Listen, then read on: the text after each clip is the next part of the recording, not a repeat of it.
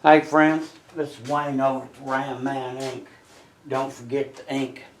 It amazes me that people spend $100,000 on a Hemi clone and think they gonna rebuild a brake booster that they don't know anything about, can't get the parts or whatever, when it's a couple, $200 or $300 to get it done by a professional.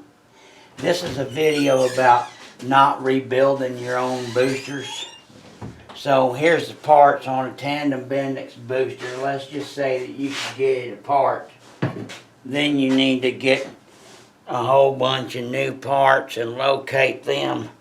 Seal, seal, seal, pump and valve, center plate seal, rod retainer. Anyway, typical shit.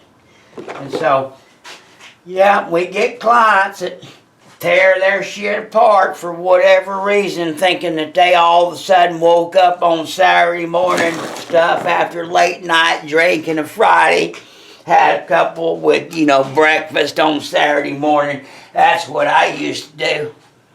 Then I'd go on out to the shop and get my business done. So, yeah, client sent this in last week. Decided he's gonna be a booster rebuilder, and said, got that and saw that, said F that. Here's another guy, thought he's gonna be a booster rebuilder, and tore down, got a pop, got a pile of crap sent in, and here's another one. That's what not to do. This video is on about what not to do. Don't wake up on Saturday morning and think you's a booster rebuilder. Don't do it. It's gonna cost you more money in the long run. Takes a whole lot more money to rebuild a really, really bad piece of shit that was just a piece of shit and now it's a really bad disassembled piece of shit.